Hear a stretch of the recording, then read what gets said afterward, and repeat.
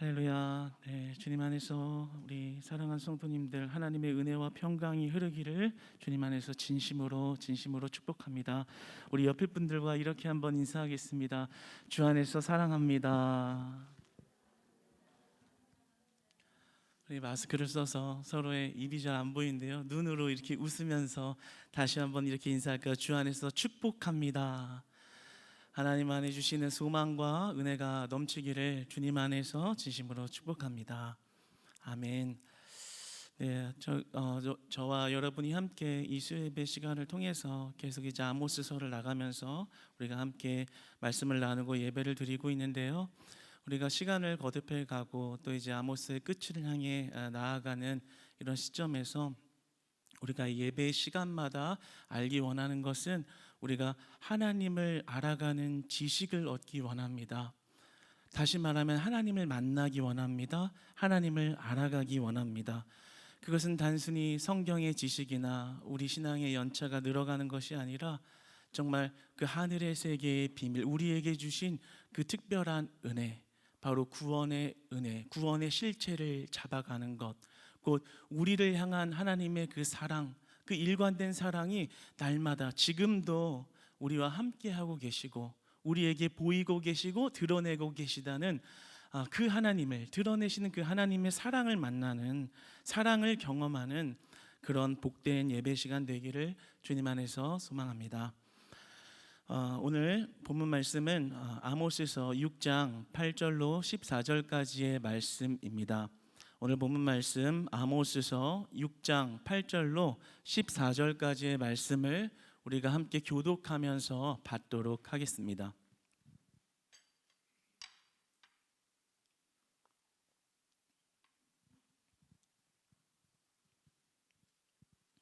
한 절씩 나누어 읽겠습니다.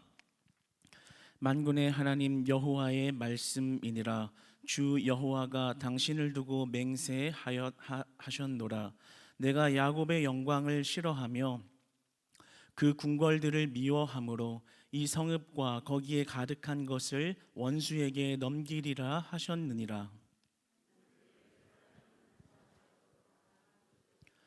죽은 사람의 친척 곧 그 시체를 불사를 자가 그 뼈를 집 밖으로 가져갈 때에 그 집 깊숙한 곳에 있는 자에게 묻기를 아직 더 있느냐 하면 대답하기를 없다 하리니 그가 또 말하기를 잠잠하라 우리가 여호와의 이름을 부르지 못할 것이라 하리라.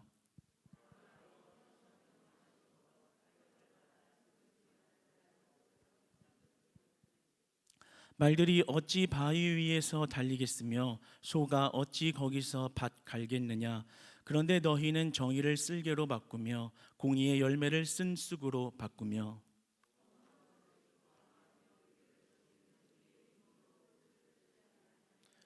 함께 읽겠습니다. 만군의 하나님 여호와의 말씀이니라. 이스라엘 족속아, 내가 한 나라를 일으켜 너희를 치리니 그들이 하맛 어기에서부터 아라바 시내까지 너희를 학대하리라 하셨느니라. 아멘. 네, 오늘 설교 제목은 하나님 아버지의 마음, 하나님 아버지의 마음이라는 제목으로 오늘 본문 말씀을 함께 나누도록 하겠습니다. 이제 오늘 본문은 이제 아모스의 제3설교의 마지막 단락에 해당하는 본문입니다. 우리가 제1설교, 제2설교, 제3설교까지 이렇게 나와왔는데요. 다음 시간부터는 이 설교가 끝나고 환상에 관한 부분이 나오게 됩니다. 오늘 이 마지막 이 본문의 모습은 하나님의 심판의 결단이 어떠한지, 그리고 그 결단으로 인한 심판의 내용, 그들이 겪게 될 황폐상이 어떠한가를 기록하고 있습니다. 8절을 보시면 8절에 주 여호와가 당신을 두고라고 이렇게 기록하며 시작하는데요. 이 말은 여호와 하나님이 자신을 가리켜라는 말입니다. 이와 비슷한 말을 성경에서는 이렇게 표현되어지는데요. 나의 큰 이름으로, 나의 능력의 팔로, 그의 오른손으로 여호와가 당신을 두고 하나님의 주권을 가지고서, 하나님의 주권의 본질, 하나님 자신의 힘으로, 그 이름으로라는 말씀입니다. 그리고 덧붙여서 맹세하였노라라고 기록합니다. 이 맹세하였노라라는 말씀은 하나님의 심판의 결심을 나타냅니다. 이와 비슷한 표현을 성경에서는 이렇게 표현했습니다. 나의 거룩함을 가리켜 맹세하노라. 하나님께서 나의 큰 이름으로 맹세하노라. 그러니까 하나님께서 반드시 이 이스라엘을 내가 심판하겠다. 내 이름의 주권을 가지고서, 내 이름의 능력을 가지고서, 내 강한 팔을 가지고서 내가 반드시 너희를 심판할 거야 라는 말씀을 하고 있는 것입니다. 그에 대한 심판의 내용을 조금 무겁기는 하지만 그래도 우리가 이 본문을 보면서 살펴보기 원하는데요, 그 심판의 내용, 그들이 겪게 될 황폐상이 어떠한지를 잠시 이렇게 보도록 하겠습니다. 9절의 말씀을 우리 함께 읽어보겠습니다. 시작.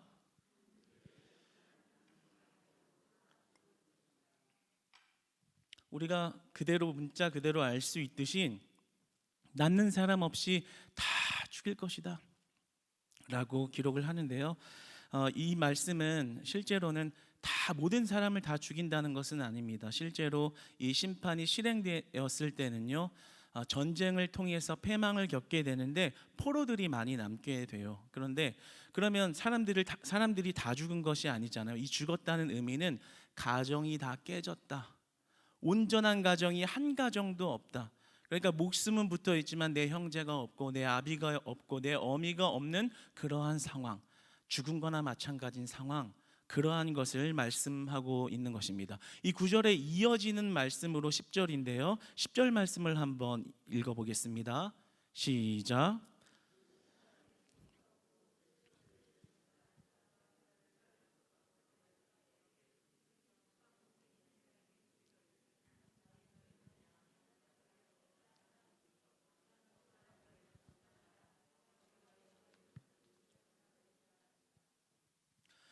얼마나 좀 잔인한 모습인가요? 하나님이 얼마나 그 심판의 결심과 결단이 큰지를 볼 수 있는 대목인데요, 내가 너희들을 죽이는데 시체가 수도 없이 발생할 것이다. 그래서 그 시체를 한 동네에서 다 태우기를 시작해야 하는데 그 시체를 자신의 가족이 가지고 나올 수가 없을 것이다. 왜냐하면 자기의 가족이 죽었으면 어머니나 가족이 가지고 나와야 할 텐데 그렇게 못할 것이다. 왜냐하면 그 가족들이 다 죽었기 때문에 너희 이웃이나 친척이나 어떤 사촌이나 다른 사람이 너의 시체를 가지고 와서 태워야 할 것이고, 그 시체를 태우는 것이 공간이 부족할 정도로 그러한 일을 맞이하게 될 것이다 라고 아주 무섭게 경고하고 계십니다. 그리고서는 또 이렇게 말씀하십니다. 잠잠하라. 이 말은 히브리 원문으로는 쉿이라는 말입니다. 그냥 말 없는 주의입니다. 한마디로 조용히 해라. 사실 이것은 굉장히 충격적인 말이거든요. 왜냐하면 당시 이스라엘의 큰 신앙 중에 하나는 여호와 하나님을 자랑하는 것이었습니다. 다윗 조상 때부터 내려오던 큰 신앙의 모습은 하나님의 이름, 여호와의 이름을 남들 앞에서 자랑하는 것이 그들의 큰 신앙이었는데요, 감히 주여란 말을 뱉지 말아라. 그리고 호소도 하지 말라. 듣기 싫다, 안 듣겠다, 쉿, 잠잠하라 라는 그러한 말씀입니다. 이 본문의 대목을 놓고 신학자 풀스는 이렇게 이야기합니다. 이는 살아있는 동안에 주의 이름을 부를 수 없는 상태라는 것은 절망적인 상태다라고까지 표현을 했습니다. 목숨이 붙어 있고 살아 있고 하나님이 여호와 하나님이라는 것을 아는데도 그를 마음대로 부를 수 없는 상태. 왜냐하면 하나님이 안 듣겠다 하시니까. 부르고 싶어도 부를 수 없는 그 상태는 절망적인 상태다라고까지 표현을 했습니다. 사랑하는 성도님 여러분, 우리가 하나님을 마음껏 부를 수 있는 것, 우리가 잠잠하지 않고 하나님을 마음껏 찾을 수 있는 것, 바로 오늘 우리가 예배하러 모일 수 있고 이 어려운 시기 가운데서도 우리가 온라인으로 또 오프라인으로 주님을 찬양하는 일을 멈추지 않을 수 있다는 것, 잠잠하지 않을 수 있다는 것, 이것이 여러분에게 하나님의 큰 은혜로 날마다 느껴지는 그러한 축복이 임하기를 소망합니다. 우리에게 잠잠함이 오지 않고 우리가 부르짖으며 하나님을 찾을 수 있다는 것, 그것은 정말 큰 은혜요, 축복인 것입니다. 그 은혜로, 그 큰 은혜로 살아가는 저와 여러분 되시기를 축복합니다. 우리가 언제 잠잠할 때가 올지 모릅니다. 개인적으로 또는 전 세계적으로. 언제 우리가 더 이상 하나님을 찬양할 수 없고, 더 이상 내가 하나님을 위하여 봉사할 수 없고, 더 이상 하나님 앞에 나아올 수 없는 그때, 잠잠할 수밖에 없는 때, 그때가 언젠가는 올 것이란 말이지요. 그러나 하나님께서 잠잠하라 말씀하지 않는 이상, 하나님께서 나를 찬양하라, 예배하라, 너의 호흡이 붙어 있는 동안 부르는 그 목소리를 내가 아름다운 찬양으로 받겠고, 네가 드리는 그 예배를 아름다운 제사로 받을게, 내가 그것을 기뻐하노라 라고 말씀하시는 그때가 바로 은혜의 때입니다. 비록 우리가 코로나로 어려운 시기를 겪고 있어도 하나님은 우리 보고 잠잠하라 말씀하시는 것이 아니라 더욱더 하나님을 예배하라, 더욱더 기도하라, 더 하나님을 찾으라, 부르짖으라, 내가 주 여호와 만군의 하나님이라는 것을 기도하고 예배하는 자들을 통해서 드러내시겠다 라고 말씀하시는 그때가 바로 은혜의 때라는 것이죠. 그러니까 여러분 스스로 잠잠하기를 선택하는 그런 우를 범하지 않으시기를 축복합니다. 환경이 어때서요? 지금 내 마음이 안 좋아요. 내 마음이 실족했어요. 상황이 이래요. 누구와의 관계가 안 좋아요 라는 핑계를 대면서 스스로 잠잠하기를 선택하지 마시고요, 바로 하나님을 찾을 수 있는 것, 하나님을 부르짖을 수 있는 것이 은혜의 때임을 반드시 기억하시고 우리가 하나님께 나아가는, 하나님께 온 마음을 다해 예배하는 그런 저와 여러분 우리 크리스찬 교회 공동체 되기를 주님 안에서 소망합니다. 우리가 조금만 더 이 심판의 강도를 한 번 더 살펴보겠습니다. 우리 11절의 말씀을 한번 읽겠습니다. 시작.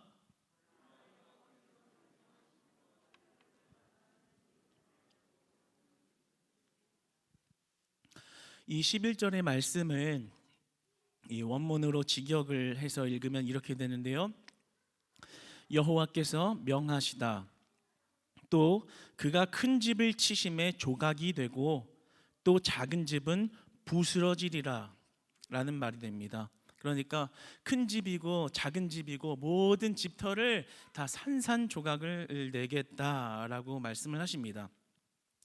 사실 이 무서운 심판 경고를 아모스가 이스라엘에게 하고 있을 때 그 이스라엘은요, 그 선지자의 말을 참 귀 기울여 들어야만 했습니다. 그 말에 콧방귀를 뀌고 무시했지만 그들의 역사를 보면 그 말에 아주 신중하게 귀를 쫑긋 세우고 아모스 선지자의 말에 주의를 기울여야 했습니다. 왜냐하면 그 아모스 시대 좀 전에 그 사마리아에서는 원수의 공격을 받아서 곤경을 당했던 때가 있습니다. 성경에 기록하기를 사마리아를 에워싼 아람 왕 베나닷의 군대들이 얼마나 그 공격을 치열하게 했던지 그 둘러쌌던 그 적군들을 보면서 식량이 다 떨어져서 그 이스라엘인들이 먹을 게 없어서 어떤 아이의 그 시체를 삶아서 먹는 그런 일들이 빚어지기도 했습니다. 그러니까 역사적으로 그런 전쟁의 패망으로 인한 공경을 겪었던 전적이 있던, 역사가 있던 그들은 지금 아모스 선지자가 말하고 있는 그 심판에 귀를 기울여야 했다라는 것입니다. 그런데 그 말씀을 듣지 않았지요. 그냥 무시하고 자신들이 지금 가지고 있는 번영이 영원할 것이라고만 생각했습니다. 그런데 놀랍게도 이 아모스 선지자가 예언한 심판의 경고는 그대로 이루어졌습니다. 더 큰 원수인 아수르의 살마네셀의 군대로 인해서 3년간 동안 포위를 당하다가 결국에는 민족이 패망을 당하고 포로로 끌려가는, 민족이 다 뿔뿔이 해체당하고 가정이 파멸되는 그 심판의 결과를 결국에는 맞이하게 됩니다. 그런데 그것을 이야기하면서 오늘 본문에 중요한 단서가 있는데요. 11절의 시작을 한번 보겠습니다. 11절의 시작을 한번 볼까요? 시작. 보라, 여호와께서 명령하심으로 됐습니다. 14절을 한번 읽어보겠습니다. 시작. 만군의 하나님 여호와의 말씀이니라. 이스라엘 족속아, 내가 한 나라를 일으켜 너희를 치리니 그들이 하맛 어기에서부터 아라바 시내까지 너희를 학대하리라 하셨느니라. 그러니까 나중에 아수르의 공격, 그 원수들의 공격을 받게 되지만 그것을 허락하시는 이가 바로 하나님이었다라는 것입니다. 보라, 여호와께서 명령하심으로 14절에 내가 한 나라를 일으켜 너희를 치겠다. 그러니까 단순히 우리가 인간적으로 보면 역사 속에서 어떤 강대국이 좀 약자를 이렇게 집어삼킨 것으로 볼 수 있는 것이 아니라 그 사건은 하나님이 그들을 심판하기로 작정하시고 하나님의 이름으로 한 나라를 사용해서 한 나라를 일으켜서 그들을 심판한 사건이라는 것입니다. 우리는 아모스서 지난 3장 6절에서도 이러한 본문을 보게 되었습니다. 여호와께서 시키심이 아니고서야 어찌 성읍에 임하겠느냐, 하나님이 시켜서 심판하셨다라는 것입니다. 출애굽기 12장 33절에도 이렇게 기록합니다. 하나님께서는 언제나 멸하는 자를 세우셔서 심판을 이루신다라는 것입니다. 그러니까 모든 심판을 주관하시는 이, 그리고 우리에게 축복을 주시는 이도 다 하나님이라는 것입니다. 하나님께 축복이 있고 하나님께 심판도 있다라는 것입니다. 다시 말하면 우리의 삶의 모든 주권은, 주인 되시는 분은 하나님 한 분이시다라는 것입니다. 내가 아무리 견고한 성을 만들고요, 언제나 그렇게 잘 살 것 같고 잘 나갈 것 같아도요, 하나님이 마음 먹고 쓸어버리려고 마음을 결단하시고 실행하시면 그것은 모래성처럼 쓸려간다라는 것을 말씀을 통해서 우리에게 아주 선명하게 보여주고 계신 것입니다. 이것은 단순히 하나님이 무서움으로 우리에게 겁을 주고 그러니까 말씀을 잘 들어야 돼라는 그러한 의미가 아니라요, 하나님의 주권에 순종하지 않는 삶이 얼마나 처참한 것인가를 보여주고 있는 것입니다. 다시 말하면 주인 되는 분은 하나님 한 분이니까 하나님께만 순종하고 하나님의 말씀대로 살아가는 것, 그것이 복된 삶이다라는 것을 이야기하고 있는 것입니다. 절대로 우리에게 겁주는 것이 아닙니다. 최종 결정권자, 심판을 주시는 이도, 우리에게 복 주시는 이도, 우리의 삶을 세우시는 이도, 우리를 망하게 하시는 이도, 우리를 보내시는 이도, 우리를 부르신 이도 다 하나님이시다. 너희가 그것을 알고 살아라. 그것을 인정해라. 그것을 신뢰해라. 그 하나님을 붙잡아라. 그 하나님을 의지하라. 그것을 원한다라는 것입니다.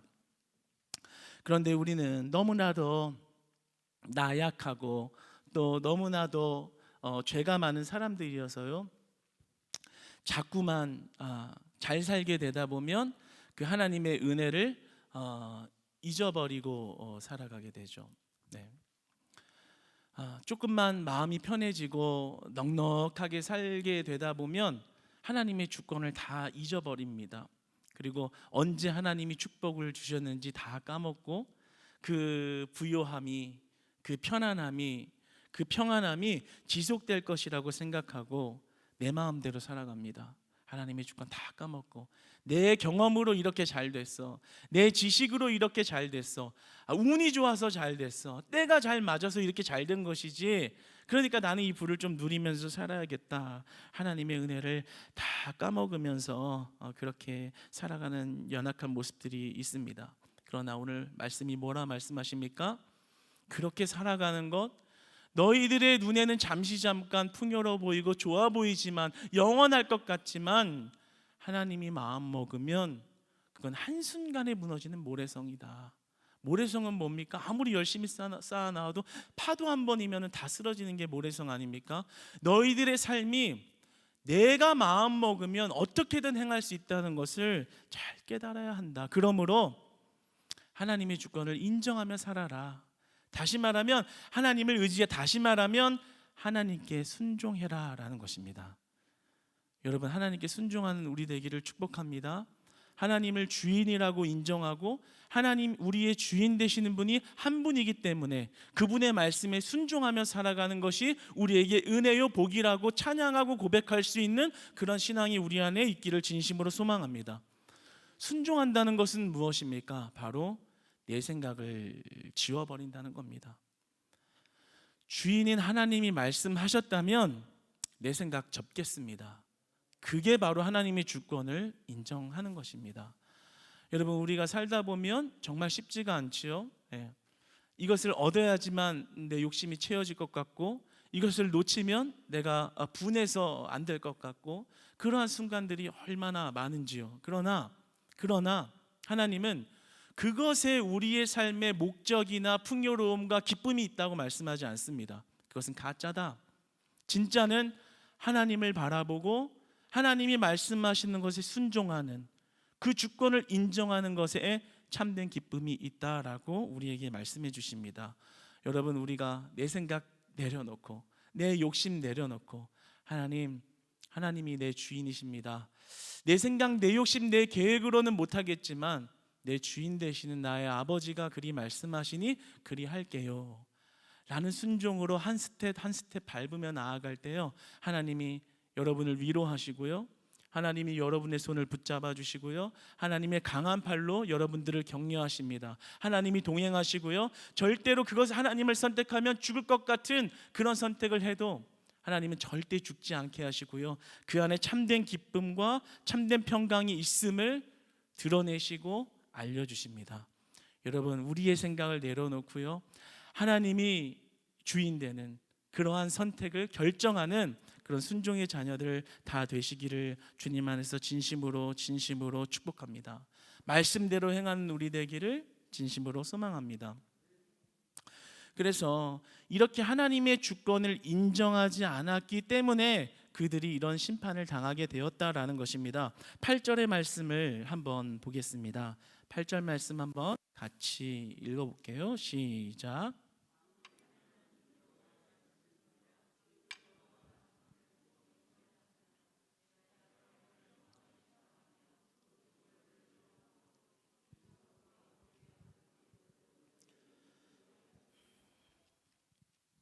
네, 하나님께서 그들을 심판하신 이유에 대해서 좀 더 자세하게 기록을 해놓은 것인데요, 8절에 보면 야곱의 영광이라는 말이 기록되어 있습니다. 이 야곱의 영광이라는 말은 축복이죠, 그렇죠? 야곱이 지난 날에 받았던 그 영광, 부요로움, 풍요함, 그것은 하나님께서 주신 축복입니다. 그런데 여기서 보면 그 야곱의 영광을 싫어하며라고 기록을 했는데요, 이게 무슨 말씀이냐면 이 야곱의 영광을 조금 다른 의미로 다른 표현으로 번역해서 이야기하면 야곱의 교만이라고 번역할 수 있습니다. 이 말은 무슨 말씀이냐면 하나님께서 야곱에게 축복을 주셨습니다. 잘 살게 하셨고 건강하게 하셨고 원하는 것을 다 이룰 수 있는 축복을 야곱에게 주셨습니다. 그런데 그것을 변질시켰다는 것입니다. 하나님이 잘 살게 했으면 그걸 감사하고 하나님 앞에 주권을 인정하면서 살아야 되는데, 잘 살게 된 게 자기네들의 공로인 줄 알고 그거를 변질시켜서 사치와 죄악과 타락을 일삼았다. 쉽게 말해서 다시 이야기하면 결국에 하나님의 주권을 버려버렸다. 믿음에서 떠난 상태가 되었다. 복은 다 하나님께 받아놓고 그것을 변질시켜서 타락한 상태에 이르른, 그것을 바로 야곱의 영광을 싫어하며 라고 오늘 말씀에 표현한 것입니다. 그런데 여기서 주목해야 될 점이 있습니다. 참 자세히 생각해 보면 하나님께서 싫어하며 또 뭐라고 하나요? 궁궐들을 미워함으로 라는 표현을 사용했습니다. 사랑의 하나님께서 한낱 피조물 된 사람들에게 싫어한다, 미워한다라는 표현을 기록했습니다. 여기서 싫어하다라는 이 표현은요, 타압을 하는 동사인데요, 히브리어 PL형으로 사용이 되었습니다. 뜻은요, 몹시 싫어하다, 소름 끼칠 정도로 싫어하다 라는 의미를 가지고 있습니다. 그리고 심지어 구약성경 전체에서 이 단어는 6장 8절 이 부분에 딱 한 번 나옵니다. 하나님께서 사람에게 사랑의 하나님이신데 내가 너 싫어, 미워. 내가 너를 싫어하며 그 어근을 보면 몹시 싫다, 소름이 끼칠 정도로 싫다, 밉다라는 표현을 사용하셨습니다. 이게 무슨 말일까요? 우리가 알고 있는 하나님은 어떠한 죄악도 용서하시고 그리고 모든 무한한 사랑의 하나님으로 알고 있는데, 그 하나님께서 아무리 인간의 죄악이 심해도 그렇지 싫다, 소름 끼칠 정도로 싫다, 내가 밉다, 그리고 구약성경에서 이렇게 한 번 기록할 정도로 싫다라는 표현을 사용하셨다라는 것은 심판을 떠나서 우리가 조금 쉽게 받아들여지지 않는 부분이기도 합니다. 그렇다면 정말 하나님께서 어떤 인간이 가지고 있는 한계, 우리 사람들이 가지고 있는 그런 감정, 미움, 싫음, 그래서 보복하고 분노하고 그리고 원망하는 그런 미움과 싫음을 이야기하는 것일까요? 이 여기서 하나님이 사용하신 싫다, 밉다라는 말은 그런 말씀이 아닙니다. 오늘 설교의 핵심이기도 합니다. 그리고 아모스서 전체를 나가면서도 계속해서 우리가 가기 원하는 것은 이 심판 가운데 숨겨진 하나님의 본심입니다. 징계 속에 숨겨진 하나님의 진심이 무엇인가, 그것을 알아가기 원합니다. 오늘 8절의 서두를 다시 한번 읽어볼게요. 8절의 초반부를 한번 읽어보겠습니다. 시작. 만군의 하나님 여호와의 말씀이니라 됐습니다. 만군의 하나님 여호와의 말씀이니라 라고 시작을 하는데요, 이것은 He says, 그가 말하셨다라는 것이 아닙니다. 그가 말씀하셨다라는 이런 문자적인 말이 아니라 내음이라는 명사인데요, 이것의 속뜻은 슬프고 무거운 마음이다, 그리고 탄식하는 마음이다 라는 것입니다. 슬프고 아주 무겁다, 어근으로 접근을 하면요, 신음을 내는 끙끙거리면서 끙끙대는 신음하는 그런 소리라는 뜻이 있습니다. 그러니까 하나님께서 야, 나 너희들 미워, 니네들이 이렇게 죄졌지? 그래서 이렇게 심판할 거야 라는 것이 아니라는 것이죠. 하나님께서 이렇게 심판해, 너희들이 미워, 싫어, 심판해 라는 것에 본심이 있는데, 여기서 이 본심을 볼 수 있다는 것입니다. 내가 감히 말했다라는 것이 아니라 나는 지금 너무나도 슬프고 탄식이 나고 신음하며 끙끙 앓는다는 것은 무엇입니까? 이 슬픔 속에서 신음하면서 이 결정을 억지로 하고 있다는 것입니다. 그러니까 미워서 분노해서 한번 당해봐라라는 복수심으로 행하는 것이 아니라 억지로 신음하면서 너무나도 슬퍼하면서 바로 이런 일들을 행하시고 계시다라는 것이죠. 예레미야서가 3장 33절은 하나님의 이러한 일들에 대해서 이렇게 기록합니다. 함께 화면을 보며 읽겠습니다. 시작.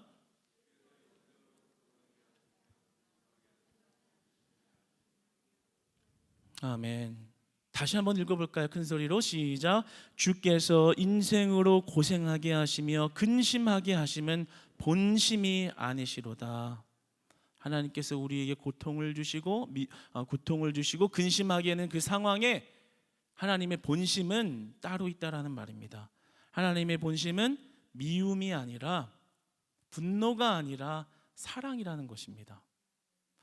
우리가 볼 때는 미움이고 저주고 분노 같지만 그 안에 사랑이 있다라는 것인데요, 어떻게 이것이 사랑이 될까요? 지금 하나님의 이 미움의 표현은 이런 것입니다. 내가 미운 것은 니네들이 이렇게 죄를 짓고 나에게 이 믿음의 상태를 떠나서 이렇게 계속 살다 보면 결국에는 죽을 거야, 결국에는 사망의 자리에 이를 거야. 나는 그게 몹시 싫다. 그 상황을 지켜볼 수 없겠다. 그래서 내가 매를 들어서라도 강력한 처벌을 해서라도 내가 그 상황에서 너희를 건져야겠다라는 말입니다.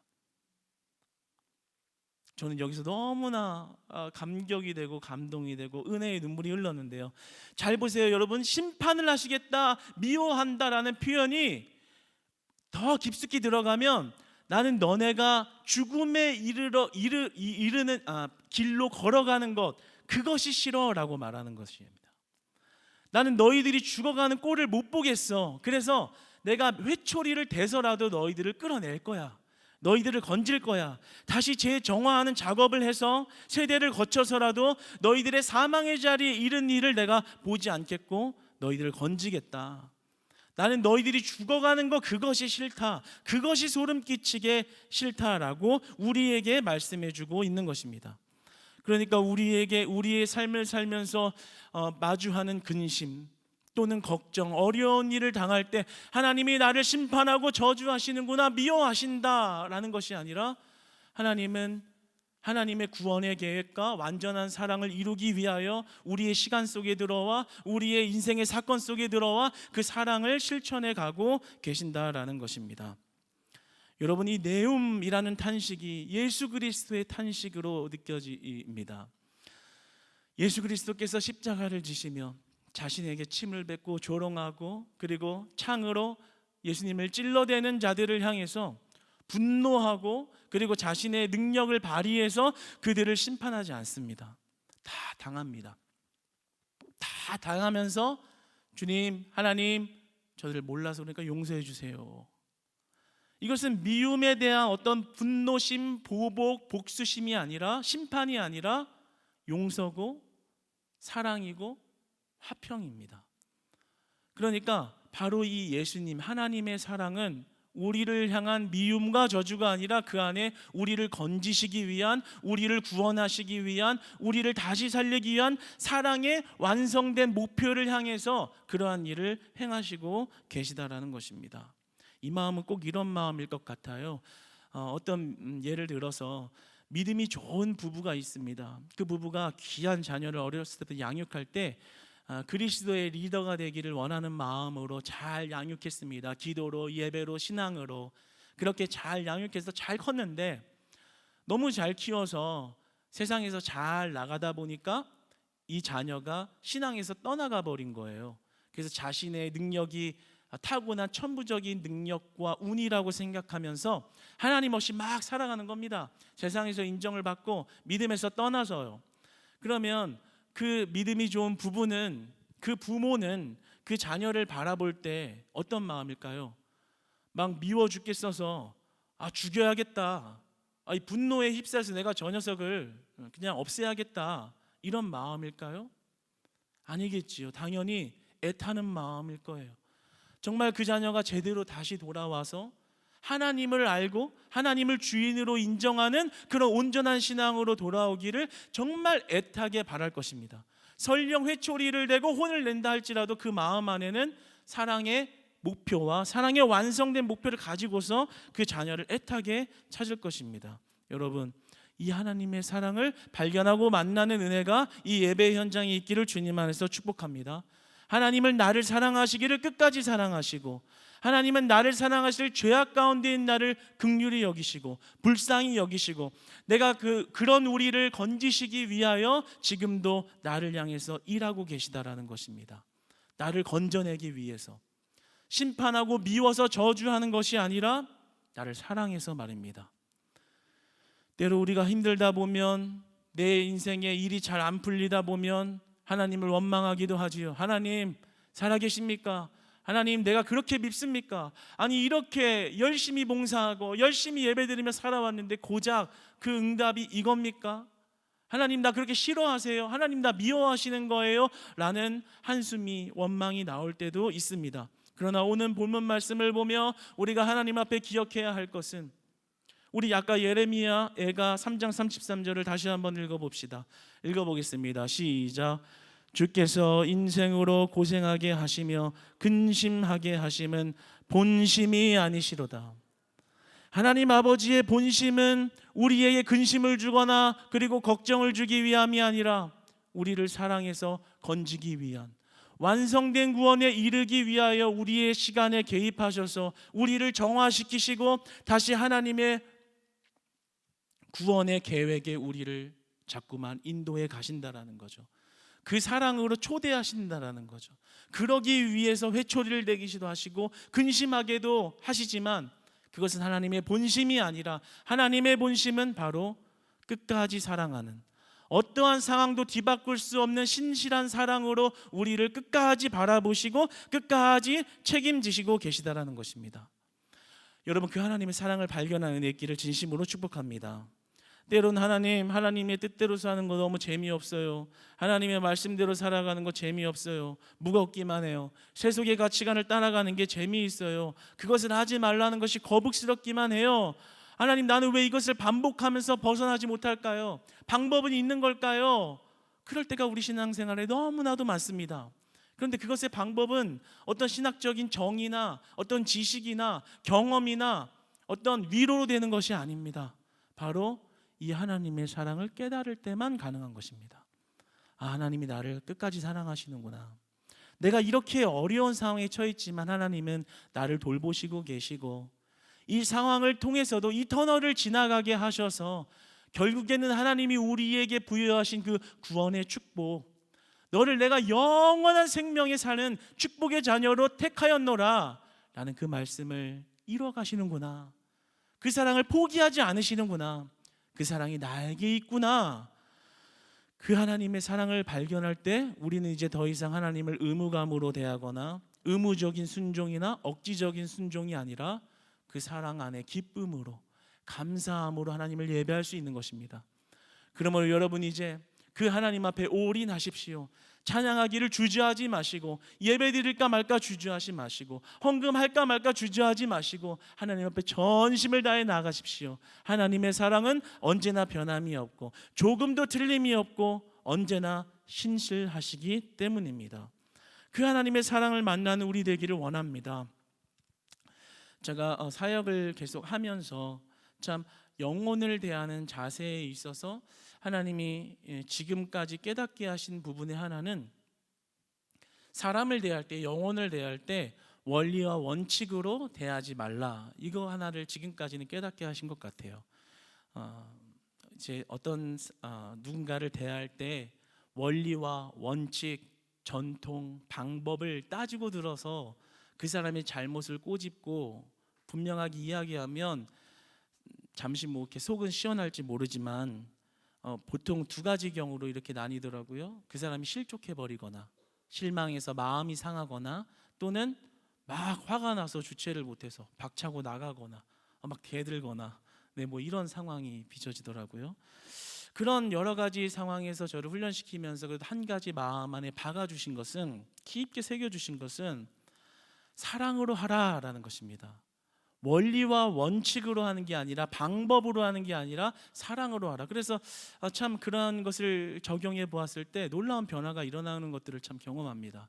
누군가에게 무언가를 말할 때 원리와 원칙을 얘기하는 게 아니라 사랑으로 하는 거예요. 어떤 사랑이냐면 그 사람의 신앙이 세워지기를 바라는 마음, 그 사람의 신앙이 정말 자라기를 바라는 마음, 헛된 다른 길로 가고 있는 것을 돌이켰으면 하는 그 사랑의 마음을 가지고 대할 때는요, 때로는 화를 내도 또 온유하게 그 말의 방법이 중요하지 않더라는 것이죠. 어떻게 말하든 그 사랑을 느끼고 알 때 그 상대방, 그 영혼은 변화가 일어나더라는 것입니다. 그러한 것을 참 많이 경험하면서 제가 느끼는 것은, 사랑으로 말할 수 없으면 그냥 차라리 말하지 말자. 또 나가가지고 이제 원리 원칙을 따지고 꼬집고 따지고 이럴 거면 얘기를 하지 말자. 하나님께 맡기고 내가 사랑으로 그를 정말 이야기할 수 있을 때만 하자라는 그런 어떤 믿음을 가지고 이렇게 살게 대하고 있습니다. 물론 완벽하지는 않지만 그렇게 하려고 합니다. 그러니까 여기서 제가 이 말씀을 드리는 이유는, 원리, 원칙, 방법, 이것보다 더 중요한 것은 바로 사랑이구나. 사랑은 사람을 변화시키는구나. 사랑은 영혼을 변화시키는구나 하더라는 것입니다. 여러분, 하나님의 심판, 그것은 미움이나 분노가 아니라 우리를 향한 사랑이더라. 하나님의 본심은 그 애절하고 신음할 정도로 소름 끼칠 정도의 사랑, 자신의 자식을 다 내어줄 만한 그 사랑이구나. 그 사랑이 지금도 우리와 나와 함께 하는구나. 그 사랑을 깨닫는 순간, 그 사랑이 내 안에 강 같은 평화로 흐르는 순간 우리의 예배에는 자유함이 있고, 우리의 찬양에 진심으로, 진정으로 평안이 있고 기쁨이 회복될 것입니다.